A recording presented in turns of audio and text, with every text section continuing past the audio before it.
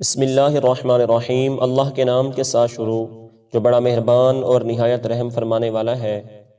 حضرت سیدنا ابو ہریرہ رضی اللہ تعالیٰ عنہ بیان کرتے ہیں، حضرت فاطمہ رضی اللہ تعالیٰ عنہ رسول اللہ صلی اللہ علیہ وسلم سے ایک خادم کا مطالبہ کرنے آپ کے پاس آئیں تو آپ صلی اللہ علیہ وسلم نے فرمایا، کیا میں تمہیں ایسی چیز نہ بتاؤں جو کہ خادم سے بہتر ہے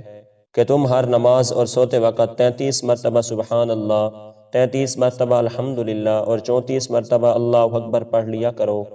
حضرت سیدنا ابو ہریرہ رضی اللہ تعالیٰ عنہ بیان کرتے ہیں کہ جب رسول اللہ صلی اللہ علیہ وسلم صبح کرتے تو یہ دعا پڑھتے، اللہم بکا اصبحنا وبکا امسینا وبکا نحیا وبکا نموت والیک المصیر۔ اے اللہ، ہم نے تیری ہی توفیق سے صبح کی، تیری ہی توفیق سے شام کی، تیری ہی توفیق سے زندہ ہے، تیری ہی توفیق سے مریں گے اور تیری ہی طرف لوٹنا ہے۔ اور جب آپ شام کرتے تو یہ دعا کرتے، اللہم بک امسینا وبک اصبحنا وبک نحیا وبک نموت والیک النشور۔ اے اللہ، ہم نے تیری ہی توفیق سے شام کی اور تیری ہی توفیق سے صبح کی، تیری ہی توفیق سے زندہ ہیں اور تیرے ہی نام پر مریں گے اور تیری ہی طرف اٹھ کر جانا ہے۔ حضرت سیدنا ابو ہریرہ رضی اللہ تعالیٰ عنہ بیان کرتے ہیں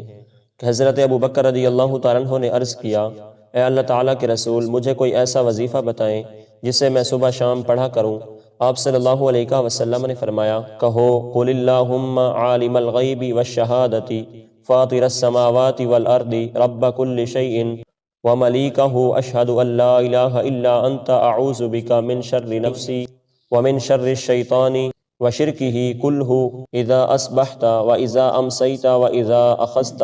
اے اللہ، غیب و حاضر کو جاننے والے، زمین و آسمان کو پیدا کرنے والے، ہر چیز کے رب اور مالک، میں گواہی دیتا ہوں تیرے سوا کوئی معبود برحق نہیں، اور میں اپنے نفس کے شر، شیطان کے شر اور اس کے شر سے تیری پناہ چاہتا ہوں۔ جب تم صبح کرو، جب شام کرو اور جب اپنے بستر پر آؤ تو یہ کلمات کہا کرو۔ حضرت عبان بن عثمان رضی اللہ تعالیٰ عنہ بیان کرتے ہیں کہ میں نے اپنے والد عثمان رضی اللہ تعالیٰ عنہ کو بیان کرتے ہوئے سنا کہ رسول اللہ صلی اللہ علیہ وسلم نے فرمایا، جو شخص ہر روز صبح و شام 3 مرتبہ یہ دعا پڑھے تو اسے کوئی چیز تکلیف نہیں پہنچائے گی۔ بسم اللہ الذی لا یضر مع اسمہ شیء فی الارض ولا فی السماء وہو السمیع العلیم۔